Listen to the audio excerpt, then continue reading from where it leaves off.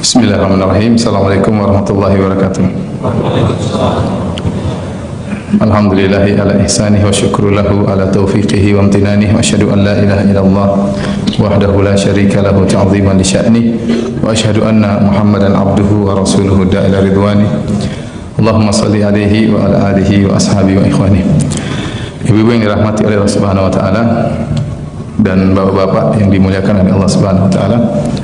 Alhamdulillah pada pagi hari ini kita dipertemukan oleh Allah Subhanahu wa taala dalam kegiatan yang semoga diberkahi oleh Allah Subhanahu wa taala, yaitu kita berusaha belajar atau mendengar tentang kisah-kisah wanita-wanita salehah yang dipuji oleh Nabi sallallahu alaihi wasallam, bahkan dipuji oleh Allah Subhanahu wa taala dalam Al-Qur'anul Karim, ya. Tentu di antara faedah kita mempelajari, terutama khususnya kepada ibu-ibu, tatkala mempelajari sirah, sejarah wanita-wanita salehah tersebut, dua manfaat besar. Yang pertama, memotivasi kita untuk bisa meniru mereka, ya. Untuk seperti mereka mungkin sulit atau bahkan mustahil, tetapi meniru-niru mereka, bertasyabbuh dengan mereka, dengan orang-orang saleh tersebut. Telah ada contoh nyata di alam semesta ini wanita-wanita saleh yang luar biasa, ya, bukan khayalan tapi pernah ada.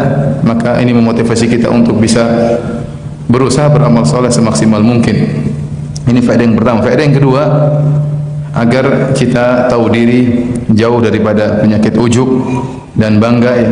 Karena seseorang terkadang tatkala dia beramal saleh dia merasa dirinya hebat, tapi tatkala dia membaca bagaimana sirah para ulama, apalagi sirah para sahabat, terlebih lagi sirah para nabi, ya, atau wanita-wanita salihat seperti yang akan kita ceritakan, maka akan membuat dirinya merasa rendah, ya, bahwasanya apa yang dia kerjakan tidak ada apa radhiyallahu ta'ala anha dibandingkan seluruh wanita, seperti keutamaan as-sarid, itu jenis makanan yang disukai oleh orang-orang di zaman tersebut, ala sa'iri ta'am, dibandingkan dengan makanan-makanan yang lain.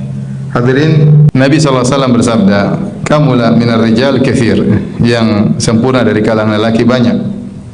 Walam yakmul minan nisa ila Maryam bintu Imran, adapun yang sempurna dari kalangan wanita cuma Maryam bintu Imran, wa Asiyah imra'atu Fir'aun, Asiyah istrinya Fir'aun, wa fadlu Aisyah ala nisa ka fadli Farid ala sa'iri ta'am, dan keutamaan Aisyah dibandingkan wanita-wanita yang lain seperti keutamaan makanan Farid dibandingkan makanan-makanan yang lain. Hadis ini bercerita bahwasanya yang mencapai kesempurnaan dari kalangan lelaki banyak. Apa yang dimaksud dengan kesempurnaan di sini? Maksudnya sifat-sifat manusia yang merupakan tempat pujian, seperti keberanian, kecerdasan, kepemimpinan, kemudian akhlak yang mulia, kesabaran yang luar biasa, ya, ketegaran, ya, kemudian kekuatan dan yang lainnya, ya. Ini hal-hal yang manusia dipuji, ya. Dan banyak lelaki yang mencapai kesempurnaan tersebut. Oleh karenanya di antaranya Allah tidak anbiya kecuali dari kalangan lelaki. Wa ma arsalna min qablika illa rijalan nuhi ilaihim, dan kami tidak mengutus sebelum engkau wahai Rasulullah SAW kecuali para lelaki. Yang menjadi para nabi adalah para lelaki. Para anbiya, para mursalin hanyalah dari kaum lelaki, ya. Namun di sana ada segelintir wanita yang mencapai kesempurnaan. Dalam hadis yang diriwayatkan oleh Al-Imam Al-Bukhari dan Imam Muslim ini, Nabi menyebutkan dua wanita yang telah mencapai kesempurnaan, yaitu Asiyah istri Fir'aun, kemudian Maryam bintu Imran, ibunya Nabi Musa alaihissalam. Inilah dua wanita yang telah mencapai kesempurnaan. Bahkan kisah mereka berdua disebutkan dalam Al-Qur'anul Karim, ya. Saking begitunya sempurnanya dua wanita ini, yaitu Maryam bintu Imran dan Asiyah imra'atu Fir'aun, sampai sebagian ulama mengatakan bahwasanya mereka berdua adalah nabiyah, adalah nabi perempuan.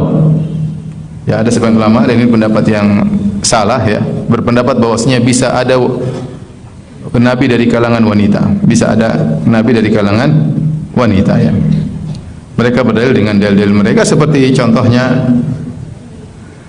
tentang Maryam bintu Imran, di mana didatangi oleh malaikat Jibril, kemudian malaikat Jibril berbicara dengan Maryam sebagaimana disebutkan dalam surat Maryam di antaranya ya, innama ana rasulu rabbiki li ahaba laki gulaman zakiya, wahai Maryam, sungguhnya aku hanyalah utusan Tuhanmu untuk memberi ya anugerah kepada engkau dari Allah Subhanahu wa taala, kau akan memiliki seorang anak yang suci. Nah, perbincangan Jibril sebagai statusnya sebagai malaikat pembawa wahyu kepada Maryam dianggap bahwasanya Maryam adalah seorang nabi. Maryam adalah seorang nabi, nabiyah, nabi perempuan. Ya, nabi perempuan. Namun ini dibantah oleh jumhur ulama bahwasanya tidak semua yang bertemu dengan Jibril lantas kemudian menjadi nabi. Jika pembicaraan tersebut bukan wahyu, kapan seorang dikatakan nabi? Jika ada wahyu berupa syariat yang diturunkan kepada orang tersebut. Adapun Jibril alaihissalam ketika berbicara kepada Maryam bukan sedang menyampaikan syariat, tetapi sedang memberi kabar bahwasanya Maryam akan mengandung seorang anak yang mulia. Oleh karenanya pembicaraan Jibril kepada alaihissalam kepada Maryam bukanlah wahyu sehingga menjadikan dia seorang nabi, tetapi menunjukkan dia seorang wanita yang sangat salehah. Intinya yang dimaksud dengan sempurna di sini bukanlah sempurna menjadi nabi, tapi sempurna pada hal-hal yang sifat manusiawi yang itu merupakan tempat ujian, seperti kesabaran, ketegaran, kesempurnaan dalam berfikir, kebijakan dalam mengambil tindakan, ya, keberanian dan yang lainnya. Ya, sifat-sifat seperti ini kebanyakan tidak dimiliki oleh wanita, yang kita tahu wanita kebanyakan adalah mendahulukan perasaannya daripada nalarnya. Yang Nabi SAW mensifati mereka dengan naqisati aqlin wa dinin, bahwasanya wanita kurang agamanya dan kurang akalnya. Kurang agamanya tatkala dia haid dia tidak bisa beribadah, tidak bisa salat. Kurang akalnya karena mendahulukan perasaannya daripada nalarnya, sehingga emosionalnya lebih cepat bergerak ya daripada nalarnya. Makanya Nabi SAW sifati mereka dengan qawarir, yaitu kaca-kaca yang mudah, botol-botol atau kaca-kaca yang mudah untuk pecah karena tidak stabilnya mereka ya. Makanya dalam banyak syariat seperti Nabi SAW ya tidak menganjurkan wanita untuk ziarah kubur ya, tidak dianjurkan untuk ziarah kubur. Di antara hikmah disebut oleh para ulama, karena wanita kalau ziarah kubur dia tidak bisa menahan emosionalnya ya, tidak bisa menahan perasaannya, sehingga kemudian akhirnya terkadang mengucapkan kata-kata di kuburan yang menunjukkan tidak ridha dengan takdir Allah Subhanahu wa taala. Misalnya dia kunjungi anaknya sudah meninggal, maka dia pun akan menangis-nangis, meraung-raung, atau kenapa kau pergi meninggalkan aku, kenapa ya Allah engkau mencabut nyawa anakku, dan dikhawatirkan demikian. Dan kita tahu wanita lemah dalam hal ini. Oleh karena juga disebutkan dalam hadis, nanti tatkala Dajjal muncul ya di akhir zaman, maka ibu-ibu banyak yang keluar kemudian ikut Dajjal ya. Kenapa? Mungkin zaman itu ada medsos, mereka lihat ini Dajjal luar biasa sakti, dan akhirnya mereka ikut apa? Ikut Dajjal karena mereka mendahulukan perasaan daripada nalar, sehingga Nabi menyuruh para lelaki di akhir zaman untuk mengikat ya ibu-ibu ya, ibu mereka, sehingga ada seorang laki mengikut ibunya, mengikat adik perempuannya, mengikat istrinya, mengikat kakaknya supaya tidak keluar bertemu dengan Dajjal. Kenapa? Karena mereka perasaan mereka tidak stabil ya. Karenanya yang mencapai derajat sempurna dari kalangan para wanita tidak banyak. Bahkan seakan-akan hadis ini memberikan hanya batasan cuma dua. Minal umamis sabiqah, dari umat-umat terdahulu yang mencapai kesempurnaan cuma dua perempuan. Siapa? Maryam bintu Imran sama siapa? Asiyah bintu Muzahim. Kemudian Nabi mengatafkan atau menggandengkan penyebutan Aisyah radhiyallahu taala anha dengan pujian tersendiri, di mana Nabi mengatakan wa fadlu Aisyah ala nisa ka fadli ats-tsarid ala sa'iri ta'am, dan keutamaan Aisyah dibandingkan wanita-wanita yang lain ya seperti keutamaan makanan tsarid dibandingkan seluruh makanan. Ats-tsarid itu adalah makanan yang potongan-potongan roti dipotong-potong dicampur dengan maraq dengan air daging, kemudian ada dagingnya, sehingga dia adalah makanan yang, tolong jangan dikorek-korek lagi ya. Ini mulai dengung, mohon maaf ya. Ini dengung lagi nih. Tadi sudah nyaman. Jazakallahu khairan. Baik, saya ulangi, as-sarid adalah makanan yang merupakan dibuat dari potongan-potongan roti ya, kemudian dicampur dengan kuah daging sehingga enak dimakan, mudah dikunyah dan mudah untuk dilumat oleh lambung dan segera menimbulkan kekuatan, sehingga orang-orang lebih suka makanan sarid dibandingkan makanan yang lain. Ini contoh makanan yang mungkin terlezat di zaman Nabi sallallahu alaihi wasallam. Tidak seperti sekarang makanan bermacam-macam ya. Ada nasi mandi, nasi kebuli ya, nasi kuzi, nasi kapsah ya, nasi hashi, banyak sekali. Antum enggak pernah makan jangan-jangan. Kita ada nasi rawon, nasi apa? Nasi kucing, masya Allah. Banyak. Jadi intinya zaman dahulu makanan tidak sezaman sekarang, sehingga Nabi mencontohkan sarid. Sarid makanan biasa. Kalau untuk zaman kita mungkin makanan biasa, cuma potongan-potongan roti dicampur dengan marak, dicampur dengan apa, kuah kaldu kambing, ya sudah, itu biasa aja ya.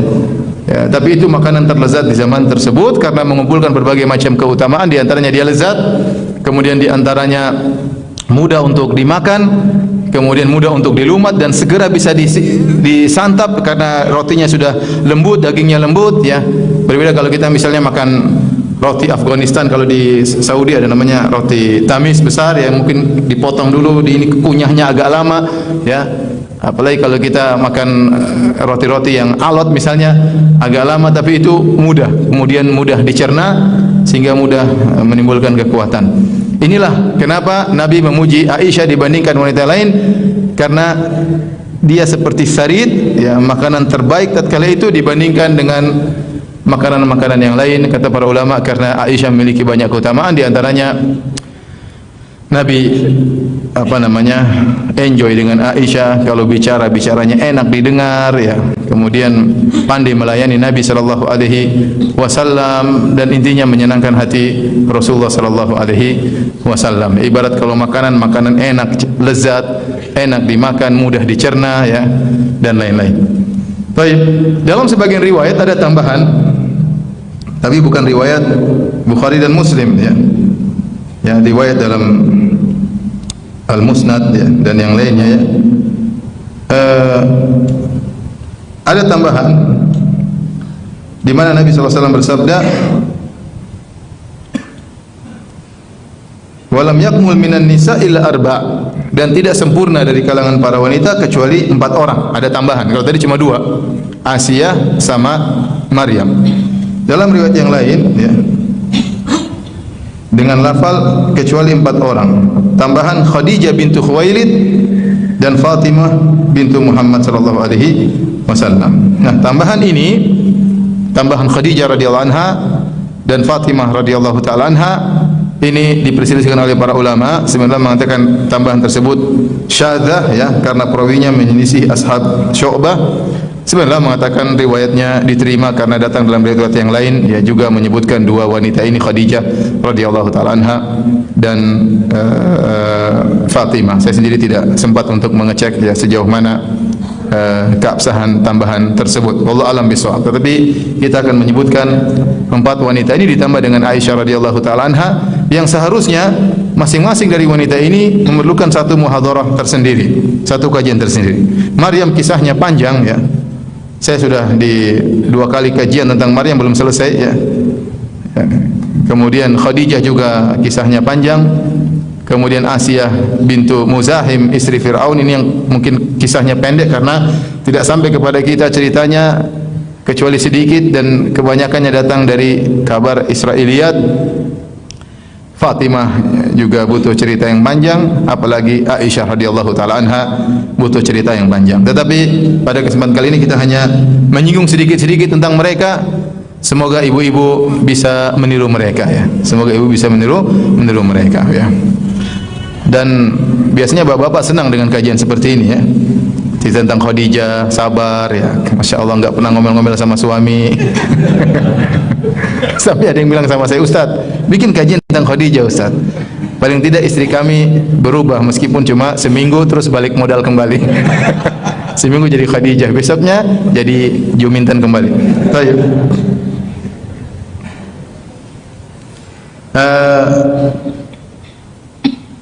Pertama adalah siapa? Maryam bintu Imran. Allah Subhanahu wa taala muji Maryam bintu Imran berkaitan dengan bagaimana dia memiliki sifat iffah, menjaga dirinya, ya. Wa Maryam binta Imran allati ahsanat farjaha fanafakhna fihi min ruhina wa saddaqat bi kalimati rabbiha wa kutubihi wa kanat minal qanitin. Allah sebutkan beberapa sifat sempurna di sini, kata Allah, dan Maryam bintu Imran, ya, allati ahsanat farjaha, yang menjaga kemaluannya. Kenapa? Karena Maryam ini dituduh sama orang Yahudi berzina dengan seorang bernama Yusuf An-Najjar, ya. Lahirlah Isa, Isa adalah anak zina, ya. Maka Allah sifati bahwasanya Maryam allati ahsanat farjaha, yang benar-benar menjaga kemaluannya, ya. Dan Allah mengatakan fa nafakhna fihi min ruhina, kami tiupkan ruh, ya, Nabi Isa ke dalam rahimnya, ya.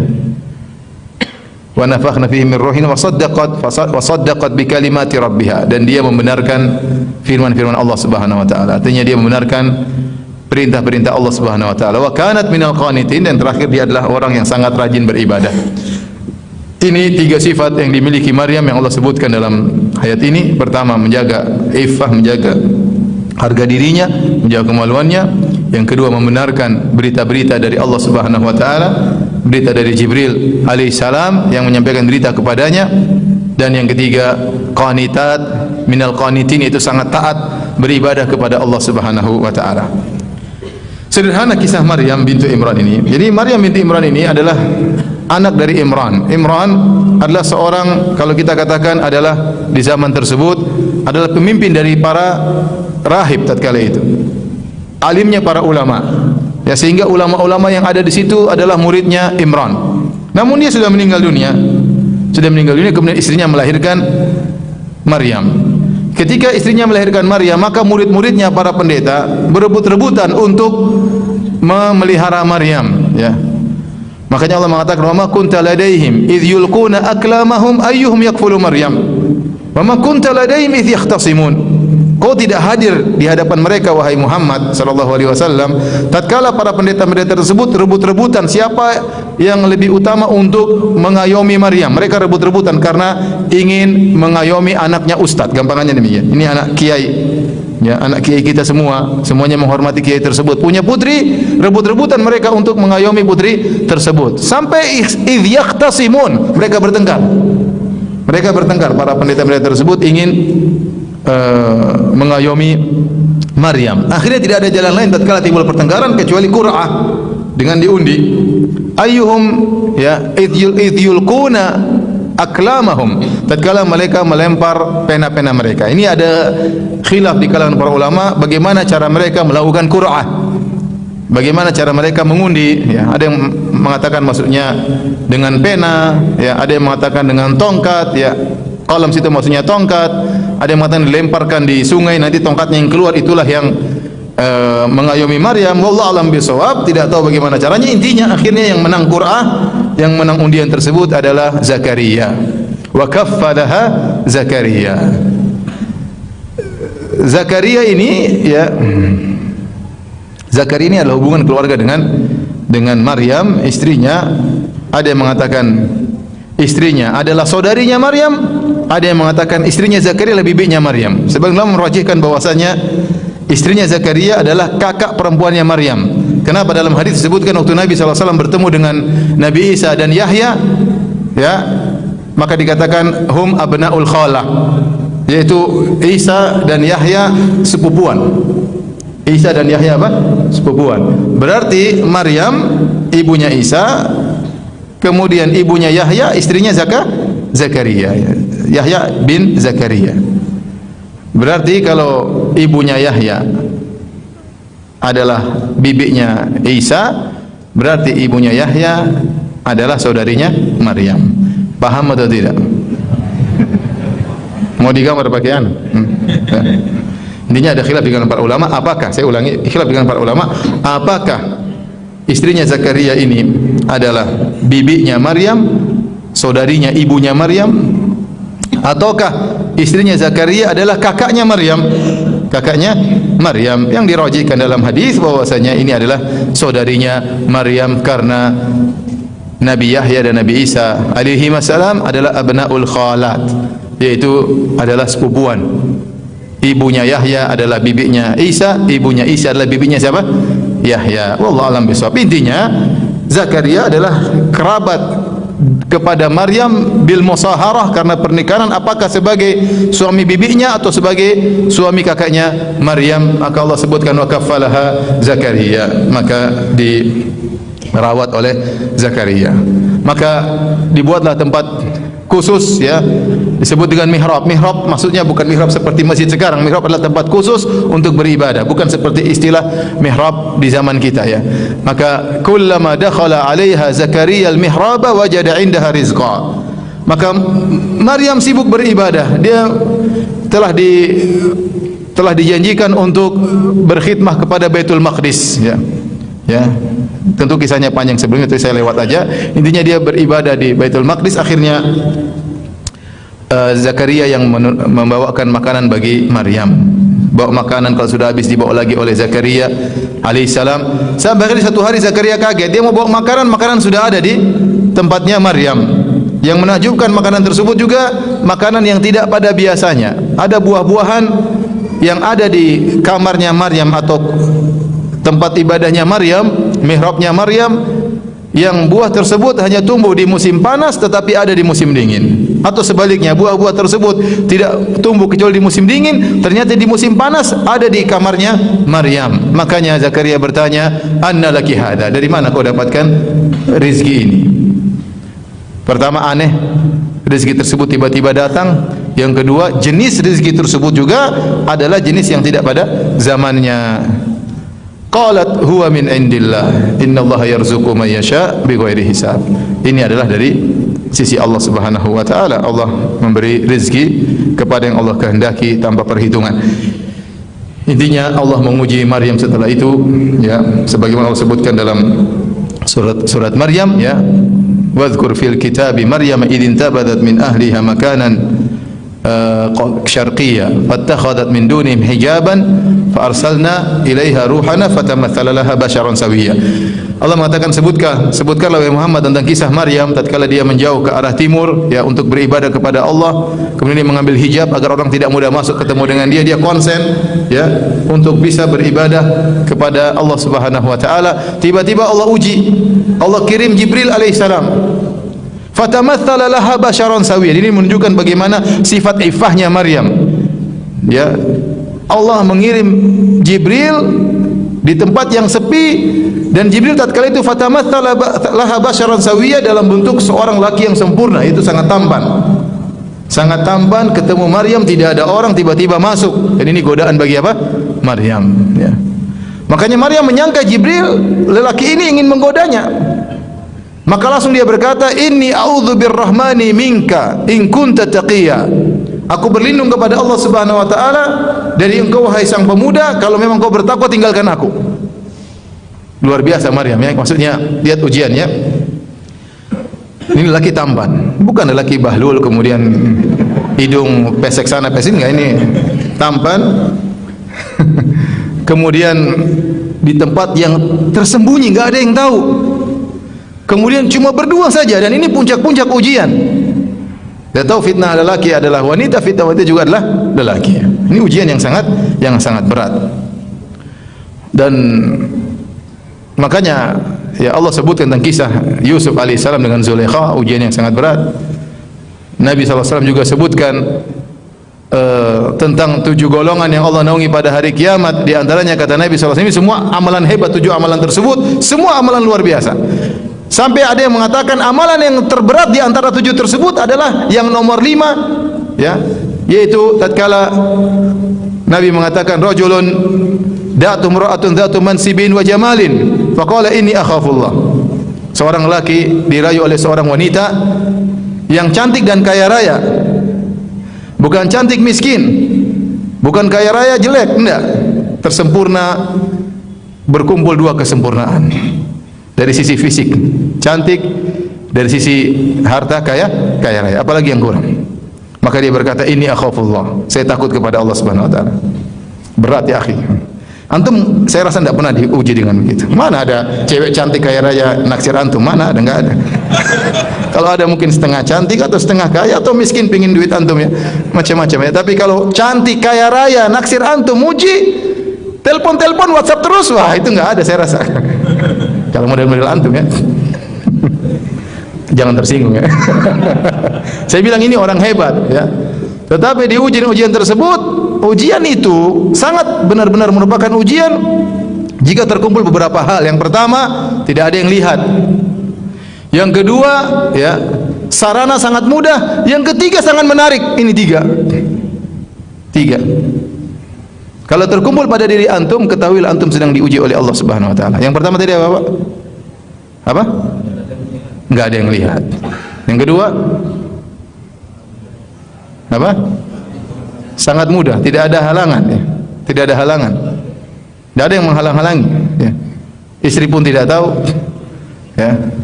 Enggak ada yang tahu ya. Yang ketiga apa? Sangat menarik. Kalau enggak menarik kita saya enggak tergoda. Enggak menarik. Ini menarik, cantik, kaya raya, apalagi yang kurang. Tapi dia berkata, "Inni akhafullah." Aku takut kepada Allah. Kenapa Nabi cerita seperti ini? Agar kita ingat bahwasanya fitnah wanita, fitnah berdua-duaan dengan lawan jenis ini bukan gampang. Ini fitnah luar biasa. Terlalu banyak orang terjerumus di dalamnya, baik orang-orang awam pun orang-orang saleh.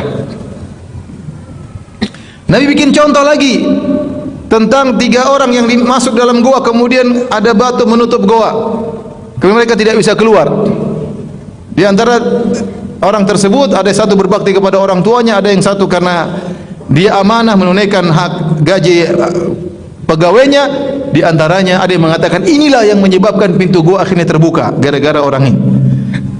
Yaitu yang dia bercerita bahwasanya Allah, saya dulu memiliki salah seorang sepupu yang sangat saya cintai wanita tersebut.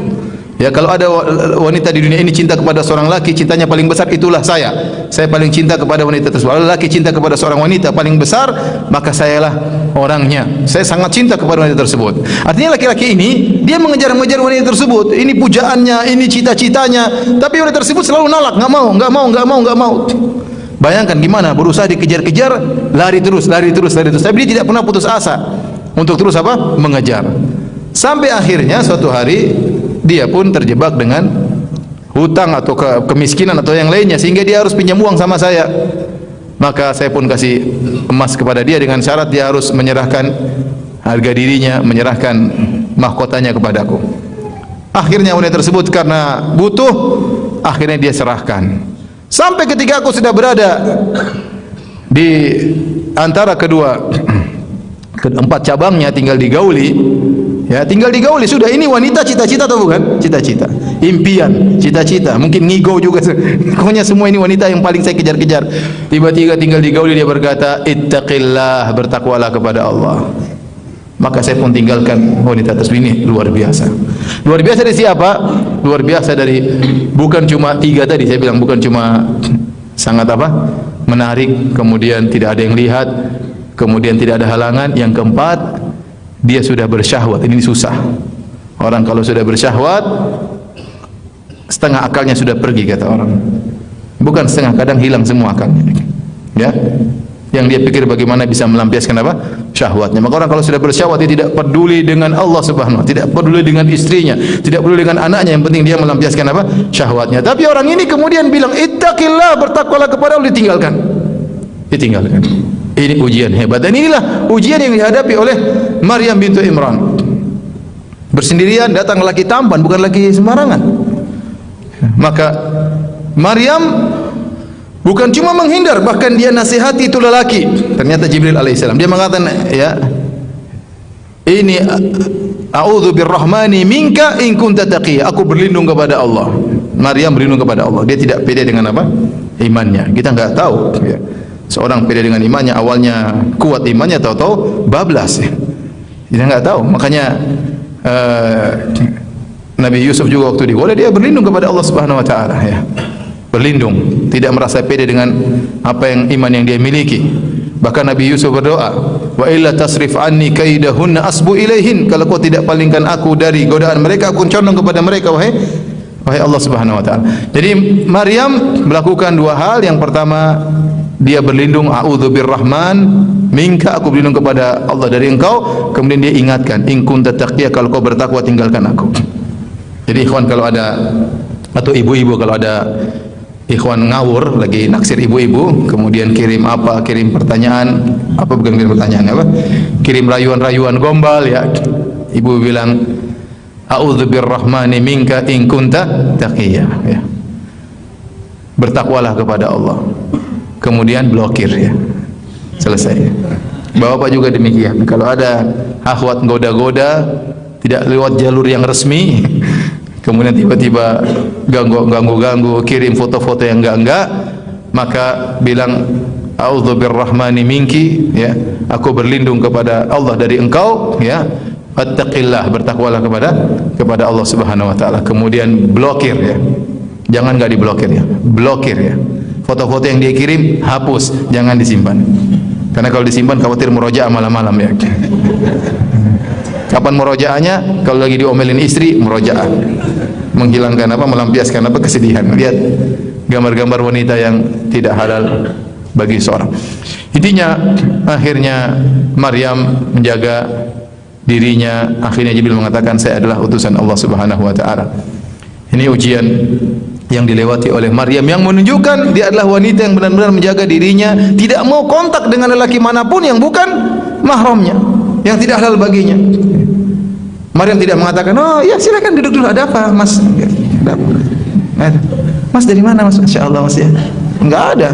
A'udzu birrahman, langsung berlindung. Kita enggak tahu di awal-awal mungkin ya kita kuat, di tengah jalan bisa jadi namanya setan, tahu-tahu melemparkan suatu, akhirnya kita jatuh cinta kepada suami orang misalnya, atau kita jatuh cinta kepada istri orang. Waliyadzubillah ya. Setan yang melemparkan tersebut dalam hati seorang. La uzayyina lahum fil ard.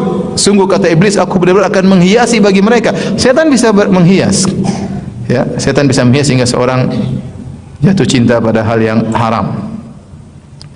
Maka inilah menunjukkan kesempurnaan Maryam dari sisi dia benar-benar menjaga dirinya. Di sisi yang kedua, Maryam diuji dengan ujian yang berat, yaitu mengandung tanpa suami. Mengandung tanpa suami. Makanya ketika dia mau melahirkan, dia berkata, ya laitani mitu qabla hadza wa kuntu nasyan mansiya. Seandainya saya meninggal sebelum saya hamil, ya, maka saya menjadi orang yang terlupakan, itu lebih baik. Kenapa? Maryam khawatir kalau dia hamil melahirkan, dia tidak bisa menghadapi ujian tersebut. Apa kata dunia? Bayangkan, orang-orang akan bilang, Maryam, kirain anti wanita soleha, sok-sok pergi jauh-jauh bikin mihrab beribadah, ternyata simpan laki-laki di sana. Bayangkan apa kata dunia? Berat. Selama ini dialah wanita terbaik di zamannya, semua orang memujinya. Tiba-tiba datang perut mengandung, hamil. Mau jawab pakai hujah apapun tidak bermanfaat. Mau bilang ini enggak mungkin, orang tidak mungkin percaya kecuali kau pasti digauli oleh seorang lelaki. Enggak mungkin tiba-tiba punya anak. Sekarang Maryam mau jelas pakai dalil apa? Saya suci, saya enggak mungkin. Makanya lebih utama dia diam, biar Nabi Isa yang ngomong percuma, orang tidak akan membenarkan ya. Dan itu ujian yang sangat berat bagi Maryam. Maka kemudian tatkala dia mau melahirkan, fa aja'al makhadhu ila jid'in nakhlati qalat ya laitani mitu qabla hadha wa kuntu nasyan mansiya. Maka makhad itu adalah gerakan-gerakan seperti wal autabu tumakhad, yaitu susu yang digerak-gerakan. Tumakhad maksudnya Isa alaihissalam dalam perut sudah bergerak-gerak mau melahirkan, sudah goyang-goyang dalam perut ibunya. Maka berkumpul pada Maryam beberapa kesedihan. Pertama, rasa sakit yang dia alami karena ingin melahirkan.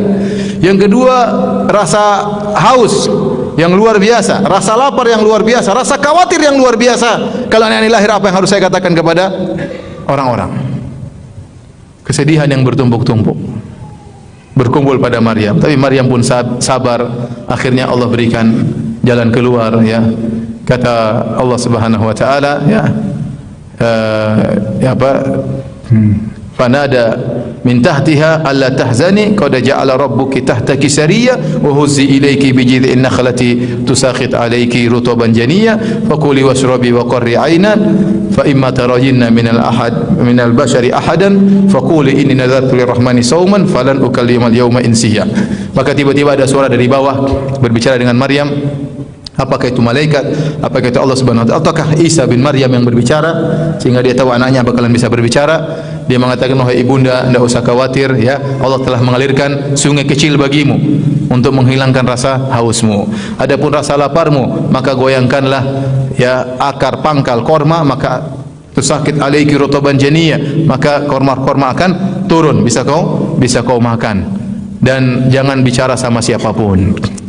Akhirnya Maryam pun melakukan apa yang dijalankan, maka akhirnya lahirlah Nabi Isa dan akhirnya menjadi seorang anak yang sangat soleh, bahkan menjadi nabi. Saking solehnya, maka sebagian orang menuhankannya. Sebagian orang menuhankannya, bukan bahkan sebagian kecil, bahkan miliaran orang menuhankan siapa? Nabi Isa. Tapi enggak usah heran, yang menuhankan sapi saja banyak, apalagi menuhankan Nabi Isa. Sapi yang harganya cuma berapa? 4,5 juta dijadikan Tuhan ya. Bagaimana lagi dengan Nabi Isa alaihissalam? Intinya inilah kisah ringkas tentang Maryam bintu Imran, yang ibu-ibu, para akhwat, para ummahat, para jomblowat ya, hendaknya berusaha mengumpulkan sifat-sifat Maryam. Yang pertama adalah al-iffah, benar-benar menjaga diri, jangan suka cengengesan sama laki-laki ya. Ya, apalagi kalau sudah punya suami, silakan cengengesan sama suami ya. Sama lelaki lain enggak ya. Kita adalah milik suami, maka hadiahkan senyuman, kelembutan ya kepada suami. Adapun kepada yang lain biasa-biasa aja ya. Ya, jangan kemudian berteman dengan lelaki baik di Facebook maupun Instagram, baik Twitter, enggak perlu ya. Enggak perlu. Kalau ingin punya iffah, sudah enggak perlu punya hubungan sama laki-laki siapapun kecuali ada hubungan yang bermanfaat, entah bisnis, entah apa kayak ya, atau kerabat. Kalau enggak perlu. Ya, ada lelaki minta pertemanan, maaf, tutup, jangan terima. Kalau anti benar-benar ingin memiliki sifat apa? Iffah ya. Sebagaimana Maryam. Kemudian yang kedua, membenarkan wa saddaqat bi kalimati rabbiha, senantiasa membenarkan firman Allah Subhanahu wa taala, hadis-hadis Nabi sallallahu alaihi wasallam. Kalau Nabi perintahkan, Allah perintahkan, maka kerjakan. Paling tidak membenarkan, jangan ditentang. Ya, karena mungkin dalam aturan-aturan misalnya Nabi melarang begini, sementara wanita punya hobi begini, bertentangan dengan hadis-hadis Nabi SAW, maka dia tunduk kepada berita-berita dari Nabi SAW. Dia benarkan bahwa ini semua dari Allah Subhanahu Wa Taala, maka harus saya jalankan. Yang ketiga adalah wa kanat minal qanitin, adalah wanita yang taat, wanita yang ingin memiliki sifat seperti Maryam atau meniru sifat Maryam adalah taat beribadah. Bandingkan waktu kita untuk medsos dengan waktu kita untuk baca Quran, waktu kita untuk menelaah buku-buku agama, waktu kita untuk murajaah Al-Quran, waktu kita untuk berzikir. Kita bisa membandingkan diri kita. Berapa lama kita baca Al-Quran? Apakah kita betah untuk zikir pagi petang? Ya. Apakah kita betah untuk sholat qobliyah dan ba'diyah? Ataukah kita lewati hari-hari dengan sifat malas-malasan? Ya, salat ya tidak salat kecuali hampir habis waktunya.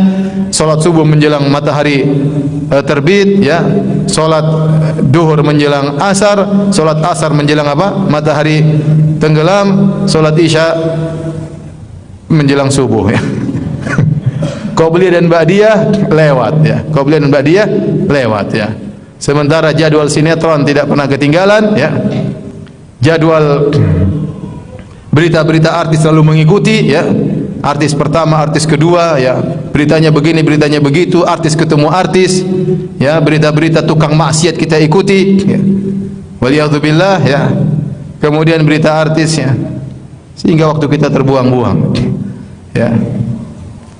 Seperti saya katakan, sebagian wanita Masya Allah ya, suami orang meninggal dia menangis, suaminya masih hidup dia omelin ya. Sebagian wanita begitu ya, dengar suami orang meninggal nangis, ikut nangis sedih. Suami yang masih hidup diomelin ya. Jangan demikian. Ibu-ibu yang dirahmati Allah Subhanahu wa taala, jadilah wanita yang minal qanitat ya, yaitu sabar dalam beribadah. Ibadah butuh kesabaran, menuntut ilmu butuh kesabaran, tahsin Quran butuh kesabaran ya, mencatat pelajaran butuh kesabaran ya. Kemudian sholat malam butuh kesabaran. Ibu-ibu kita ini waktu cepat habis. Ibu-ibu, sebagian ibu sudah tua, sebagian sudah peot ya, sebagian sudah mulai ompong ya. macam-macam. Kita nggak tahu kapan kita dipanggil oleh Allah Subhanahu wa taala. Sebagian sudah sakit-sakitan. Terus waktu kita habis buat medsos, ya. Buat pertemanan yang kebanyakan, grup-grup kebanyakan, ya. Terus kapan kita mau bertemu dengan apa yang mau kita bawa bertemu dengan Allah Subhanahu wa taala, ya. Yang kita bawa adalah amal soleh. Berbakti kepada orang tua, berbakti kepada suami, ngurusin anak-anak, itu amal soleh. Wal baqiyatus shalihat, ya. Amal soleh al baqiyat yang tersisa. Adapun kecantikan akan pudar, ya. Adapun kesegaran tubuh akan pudar, semuanya akan peot, ibu-ibu yang dirahmati Allah Subhanahu wa taala, ya. Jadi saya ingatkan kepada ibu-ibu sekalian, kepada kita juga para suami, jangan sampai kita terpedaya. Kita enggak tahu kapan dipanggil Allah Subhanahu wa taala, maka hendaknya kita manfaatkan waktu menjadi qanitin. Baik. Ini tentang Maryam binti Imran. Yang kedua, Asiyah imra'atu Fir'aun. Datang dua ayat bercerita tentang imra'atu Fir'aun. Yang pertama firman Allah, faltaqatahu alu fir'aun liyakuna lahum aduwan wa hazanan. Ya, tatkala Nabi Musa alaihissalam dilepaskan oleh ibunya, ya, dilepaskan oleh ibunya di Sungai Nil, ya, dengan penuh kesedihan, ketakutan, khawatir anaknya tenggelam, khawatir entah diambil siapa, ya. Tiba-tiba diambil oleh istrinya Fir'aun. Ada khilaf siapa yang mengambilnya. Ada yang mengatakan istrinya Fir'aun sendiri lagi duduk-duduk, kebetulan Sungai Nil melewati kerajaan Fir'aun, ya, dan Allah mentakdirkan istrinya Fir'aun tidak punya anak, Asia tidak punya anak. Maka dia di kejauhan dia melihat ada seperti apa namanya, keranjang yang lewat di tengah Sungai Nil, maka dia ngambil. Ada yang mengatakan pembantunya, ada yang mengatakan siapanya. Intinya sampailah Musa di hadapan dia. Kemudian tatkala dibuka, kemudian dia langsung jatuh cinta kepada Nabi Musa alaihissalam. Allah mengatakan wa alqaitu alaika mahabbatan minni. Kami lemparkan rasa cinta kepada dirimu wahai Musa. Ada yang mengatakan yaitu orang yang melihat Musa semuanya sayang sama Musa, ya. Fir'aun pun tadinya benci, akhirnya sayang sama Musa, ya. Ingin bunuh. Ini anak Bani Israel. La taqtuluhu asa an yanfa'ana aw nattakhidahu walada. Kata istri, jangan kau bunuh anak ini, bisa jadi bermanfaat bagi kita atau kita jadikan anak angkat. Inilah Asia imratu Fir'aun yang kemudian memelihara siapa? Nabi Musa, kemudian dijadikan anak angkat untuk tinggal di kerajaan Fir'aun. Ini berita pertama, dan berita yang panjang dari Israiliyat yang tidak tahu sanadnya, ujung pangkalnya sahih atau tidak, wallahu alam bisawab, ya. Kemudian berita yang kedua tentang istrinya Maryam, istrinya Fir'aun, yaitu dalam akhir surat At-Tahrim, kata Allah Subhanahu wa taala, wa daraballahu mathalan lil ladzina amanu imra'ata fir'aun idh qalat rabbi ibni li 'indaka baitan fil jannah wa najjini min fir'auna wa amalihi wa najjini minal qaumidz zalimin. Kata Allah Subhanahu wa taala, Allah membuat perumpamaan kepada orang-orang beriman tentang istrinya Fir'aun, yaitu Asiyah bintu Muzahim. Idh qalat, tatkala istrinya Fir'aun berdoa, rabbi ibni li 'indaka baitan fil jannah, ya Rabbku bangunkanlah di sisimu istana di surga. Wa najjini min fir'auna wa amali, selamatkanlah aku dari Fir'aun dan selamatkanlah aku dari amal buruknya, ya. Wa najjini minal qaumidz zalimin, dan selamatkanlah dari orang-orang yang zalim. Inilah kisah yang singkat dari Asiyah bintu Muzahim, ya. Wallahu alam, sebagian ulama mengatakan awalnya dia menyembunyikan imannya. Dia sudah beriman sama Nabi Musa, namun di penghujungnya ternyata dia ketahuan imannya kepada Allah Subhanahu wa taala.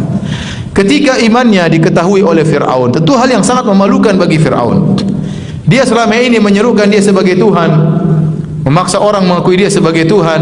Ternyata istrinya, teman tidurnya, ternyata beriman kepada Tuhannya Musa, ya. Ini hal yang sangat memalukan bagi Fir'aun. Tidak ada jalan lain. Dikasih dua pilihan kepada Asia.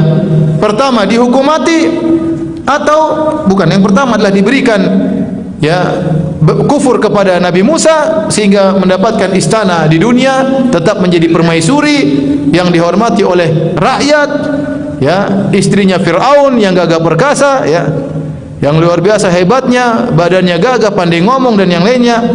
Siapa tidak bangga menjadi istri raja? Jadi istri Pak Lurah saja bangga, apalagi jadi istri apa? Raja. Ya, istri raja semuanya nurut. Apalagi raja tersebut dianggap Tuhan oleh rakyatnya, luar biasa. Ya, kita seorang saja wanita jadi istri raja yang dimaki-maki sama rakyatnya saja bangga. Apalagi menjadi istri seorang raja yang semua rakyatnya tunduk dan menganggap dia sebagai apa? Tuhan. Tawaran dengan syarat kafir kepada Nabi Musa. Kalau tidak, maka dibunuh. Subhanallah. Berat. Tetapi Asia bintu Muzahim memilih untuk dibunuh. Kemudian dia berdoa kepada Allah Subhanahu wa taala. Doa hendaknya dihafal oleh kita semua, terutama ibu-ibu, ya. Rabbi binili indaka baitan fil jannah. Dan ajarkan anak-anak putri-putri kita, Rabbi binili indaka baitan fil jannah. Ya Allah, bangunkanlah bagiku di sisimu, bangunkanlah di sisimu bagiku istana di surga. Kata para ulama, Asia bintu Muzahim memilih istana di surga daripada istana di dunia. Asia bintu Muzahim memilih istana di dunia, di surga daripada istana di dunia. Hendaknya ibu-ibu demikian. Ya, pilihlah kenikmatan abadi di surga daripada kenikmatan sementara yang ada di atas muka bumi ini. Betapa banyak hal-hal yang menggoda ibu-ibu, ingin beli ini, ingin beli anu, ingin punya ini, ingin punya anu. Ketahuilah bahwasanya itu hanyalah kenikmatan yang sangat sementara. Ya, saya ingatkan kepada sebagian ibu-ibu, ya, apalagi di zaman sekarang sebagian ibu-ibu mungkin diberi kelebihan harta, maka jangan sampai kemudian membeli barang-barang yang terlalu mahal, yang menyangka dengan barang-barang tersebut akan naik derajatnya di mata masyarakat, dan mungkin akan naik. Ya. Tentu seorang tatkala memiliki tas yang murahan tidak sama dengan memiliki tas yang mahal. Ya. Kalau memiliki tas mahal harganya 1 miliar, ya, apalagi apa namanya harganya, bandrolnya belum dilepas, ya. Semua orang lihat tuh 1 miliar. Semua orang akan menghormati. Karena demikian manusia di zaman ini menjadikan barometer penghormatan dengan harta. Ini tidak bisa kita pungkiri. Apa yang dijadikan barometer oleh orang-orang untuk menghormati orang lain? Dengan hartanya, jabatannya, hartanya. Tapi hati-hati jika seorang wanita kemudian membeli barang yang terlalu mahal, ratusan juta, puluhan juta, 1 miliar, kemudian menjadikan dirinya menjadi angkuh, musibah. Ya. Sudah ada contoh orang-orang disiksa oleh Allah karena keangkuhan. Contohnya Qarun, fa khasafna bihi wa bidarihi al-ard. Kami benamkan dia, ya. Fa kharaja ala qaumihi fi zinatihi. Dia keluar dengan kekayaannya, dengan bajunya yang mewah, dengan emasnya yang mewah, dengan budak-budaknya, dengan kendaraannya yang dihiasi. Keluar menemui kaumnya dengan puncak-puncak kesombongan. Ya, apa yang Allah katakan? Fa khasafna bihi wa bidarihi al-ard. Kami benamkan dia dan seluruh hartanya dalam bumi. Kenapa? Karena sombong dengan perhiasan dia yang dimiliki. Nabi SAW pernah bersabda, bainama rajulu yamshi wa alaihi hullatan, yatabakhtaru bihima. Tatkala seorang sedang berjalan, dia memakai 2 gaun yang indah, laki-laki, izar, sarung yang indah, rida yang indah, dan dia sombong dengan bajunya tersebut. Saya ingin sampaikan apa? Maksudnya orang bisa sombong terkadang gara-gara baju. Ibu hati-hati, ibu, ya. Ini baju saya, ini mereknya ini, ya. Di belakang mereknya. Dengan niat untuk sombong dan angkuh, ini bahaya ibu-ibu. Ini penyakit yang paling dibenci oleh Allah, sombong. Ya. Dan itu bisa sombong. Kita menginginkan istana di dunia. Istana tersebut apakah dengan tas, dengan kemewahan di dunia. Kita lupa dengan kemewahan di akhirat. Maka tatkala laki ini sedang berjalan dengan 2 gaun yang indah, kemudian dia sombong, maka Allah membenamkan dia dalam bumi, ya.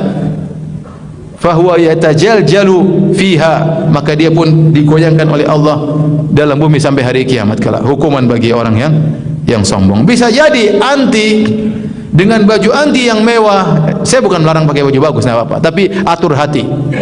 Jangan sampai dengan kemewahan yang kita miliki kemudian kita jadi sombong. Allah suka, kata Nabi SAW, idza ataqallahu malan falyura atharu nikmatihi alaik. Kata Allah, jika Allah berikan kau harta, maka tampakkanlah dampak dari anugerah yang Allah berikan kepada engkau. Kita kaya nggak ada masalah, mobil bagus nggak ada masalah, baju bagus nggak ada masalah. Tapi jangan sampai derajat israf, berlebih-lebihan dan khuyala dan sombong. Kalau ternyata kita rasa bahwasanya barang yang kita pakai ini mengantarkan kita kepada kesombongan, buang itu barang. Kalau enggak kasih saya jualin ya. Berarti kita ini nggak kuat hatinya. Saya bilang ada orang pernah sombong gara-gara bajunya. Dan itu mungkin menimpa ibu-ibu dan dibenamkan dalam bumi. Ada orang sombong, kalau baju saja bisa bikin sombong, apalagi tas dengan harganya sekian-sekian. Ya. Dengan kendaraan bisa sombong. Dengan apa saja bisa sombong. Allah tidak suka sombong dengan berbagai macam wasilahnya. Namanya sombong, Allah tidak suka. Jangan sampai kita terpedaya dengan keistimewaan dunia sehingga kita meninggalkan istana di akhirat. Lihatlah bagaimana Asiyah bintu Muzaim. Saya ulangi, jangan sampai anti ingin tinggi di hadapan orang-orang dengan kemewahan, tetapi di mata Allah hina sehina-hinanya. Kenapa? Karena kesombongan. Keluar dengan tas yang mewah, dengan baju yang mewah, kemudian dengan merasa bangga, tapi di mata Allah anti wanita paling hina. Kenapa? Karena ada kecongkakan, sombong dalam diri. Jadilah seperti Asiyah bintu Muzahim yang berdoa, Rabbi binili indaka baitan fil jannah. Ya Allah, bangunkanlah bagiku istana di surga. Istana Firaun dia tolak di depan mata. Jadi raja, istri raja yang dianggap Tuhan oleh rakyatnya. Pilihan kalau ingin dunia luar biasa. Tapi dia memilih lebih baik meninggal, lebih baik wafat, mendapat istana di surga daripada istananya Fir'aun. Dan dia berdoa, Rabbi binili indaka, ya Allah, bangunkanlah bagiku di sisimu istana. Dia mendahulukan di sisi Allah daripada istana. Karena kalau berada di sisi Allah, meskipun tanpa istana adalah kebahagiaan, apalagi disertai dengan apa? Istana. Seorang berusaha mulia di sisi Allah Subhanahu wa taala, hidup di dunia penuh dengan cobaan, jangan terpedaya dengan kemewahan hidup, jangan terlalu banyak nonton berita artis ya. Akhirnya pingin gaya-gaya hidup seperti artis, padahal suami cuma sales doang ya. Ya, kasihan suami ya. Ya. Karena apa yang kita tonton, apa yang kita lihat akan mempengaruhi gaya hidup kita, mau tidak mau. Teman kalau salah bergaul akan mempengaruhi gaya hidup seseorang. Baik. Wanita berikutnya, lanjut kan? Tadi ada yang bilang dhaif, selesai di sini. Wanita berikutnya adalah Aisyah radhiyallahu taala anha ya. Nanti nonton aja di YouTube ya, kayaknya ada ceramah tentang apa? Aisyah radhiyallahu taala anha. Tapi intinya dia adalah wanita yang salehah. Di antara keistimewaan Aisyah dibandingkan istri-istri yang lain adalah penuntut ilmu yang luar biasa. Hafizat, dia menghafal apa yang tidak dihafal oleh istri-istri Nabi yang lain. Dan dia berfatwa ya, orang-orang tahu dia adalah seorang wanita yang faqihah. Sehingga para sahabat, jangankan para ibu-ibu, para sahabat kalau mereka khilaf terkadang mereka pergi kepada Aisyah radhiyallahu taala anha karena mereka tahu ilmu Aisyah yang sangat luas. Jadi para wanita ya, selain rajin beribadah, jangan lupa juga rajin untuk apa? Ilmu. Rajin untuk ilmu, karena ilmu adalah ibadah tersendiri, ibadah yang mulia. Kalau hadir maka dicatat dan berusaha diamalkan. Ibu yang dirahmati oleh Subhanahu wa taala. Apa yang saya sampaikan tadi dicatat ya. Kalau bisa dicatat dalam apa? Hati ya. Dan biar tidak dilupakan dan diamalkan dalam kehidupan sehari-hari. Lihatlah Aisyah radhiyallahu taala anha memiliki banyak keutamaan, tentunya perlu kajian khusus. Saya pernah ngisi kajian 1,5 jam ya atau 2 jam tentang Aisyah radhiyallahu taala anha, dan mungkin saya ulangi lagi di sini. Kemudian di antaranya adalah Khadijah radhiyallahu taala anha ya. Ini cerita yang paling disukai oleh bapak-bapak ya. Karena di antara sifat utama Khadijah adalah sangat taat kepada siapa? Nabi sallallahu alaihi wasallam. Nabi menikah dengan Khadijah, usia pernikahan mereka 25 tahun. Tetapi Khadijah memberikan segala yang dia miliki untuk Rasulullah sallallahu alaihi wasallam. Kata Nabi sallallahu alaihi wasallam, "Amanat bi id kafara biyan nas." Khadijah beriman kepadaku tatkala orang-orang semua kafir kepadaku. Wa saddaqatni, dan dia membenarkan aku id kadzabat biyan nas, tatkala orang-orang semua mendustakan aku. Wa wasatni bimaliha, dan dia tolong aku dengan hartanya. Semua hartanya dia berikan kepadaku untuk dakwah.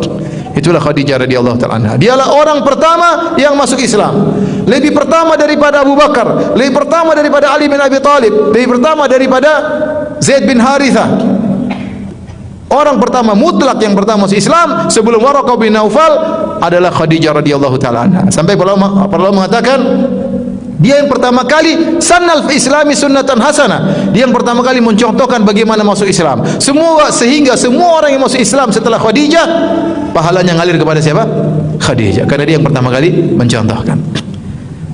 Khadijah radhiyallahu taala anha. Maka suatu hari datang Jibril alaihissalam ketemu Nabi sallallahu alaihi wasallam. Ya, kemudian Jibril berkata, "Ya Muhammad, hadhi Khadijah qad atatka ma'aha ina'un fihi ta'amun au idamun au syarabun." Kata Jibril, "Wahai Rasulullah, sungguhnya Khadijah sekarang sedang datang menuju engkau. Dia membawa sebuah bejana isinya makanan atau minuman atau idam, kaldu, ya. Fa idza hiya atatka." Kalau dia datang kepada engkau wahai Rasulullah, ya, maka sampaikanlah salam min rabbiha, sampaikanlah bahwasanya Allah mengirim salam kepadanya. Wa minni, dan juga salam dariku. Bayangkan seorang wanita dikirim salam oleh siapa? Allah Subhanahu wa taala. Ya. Kalau kita dikirim salam sama Pak Lurah saja senang. Apalagi artis kirim salam, senang. Ini Allah Subhanahu wa taala kirim salam. Berarti Allah punya perhatian khusus kepada Khadijah. Ya. Kemudian salam dari Jibril alaihissalam, ya. Wa basyirha, dan beri kabar gembira kepada dia bi baitin fil jannah, dengan istana di surga, min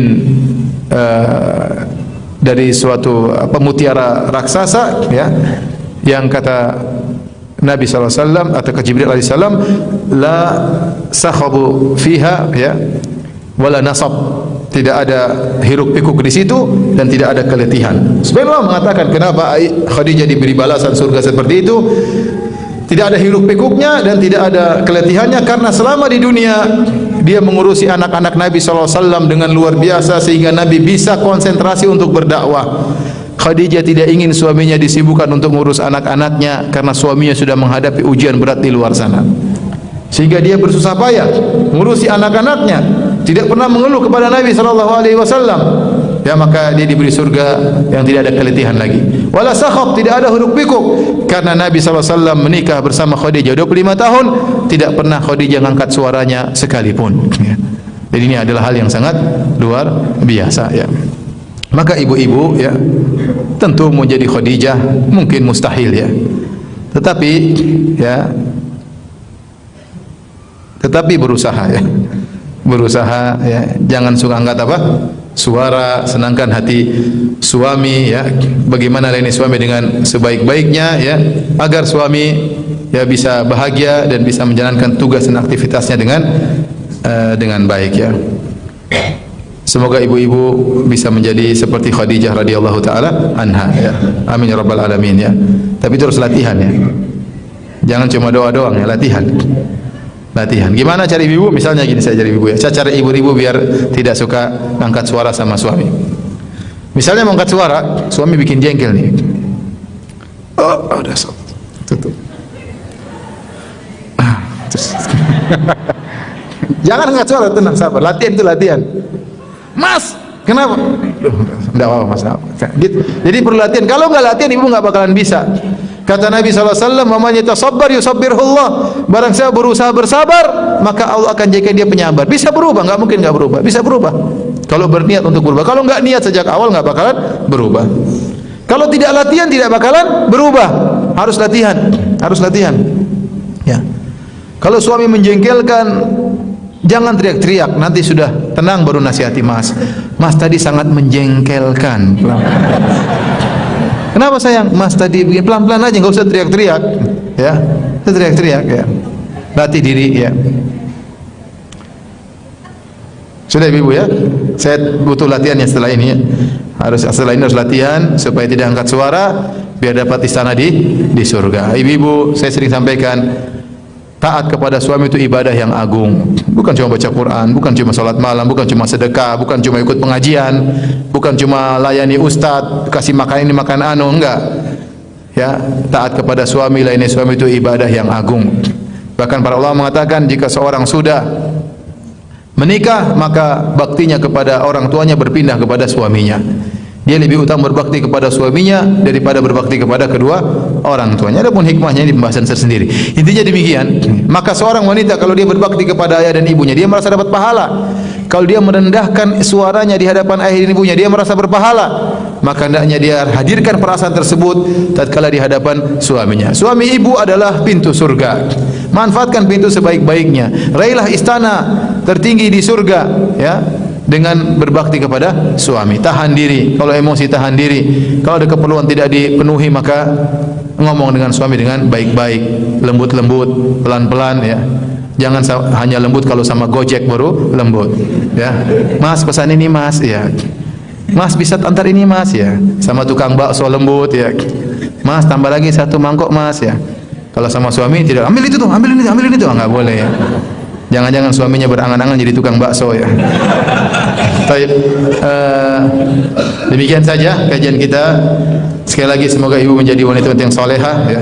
Hidup di dunia ini penuh ujian. Terkadang seorang wanita diuji dengan suaminya yang banyak nuntut padahal tidak punya kemampuan, ya. Ibu harus bersabar, ya. Bekerja sama dengan suami dalam mendidik anak, dalam beribadah sampai Allah mengabadikan pertemuan kita dengan istri kita di surganya kelak. Amin ya rabbal alamin. Demikian saja, wabillahi taufiq wal hidayah. Assalamualaikum warahmatullahi wabarakatuh.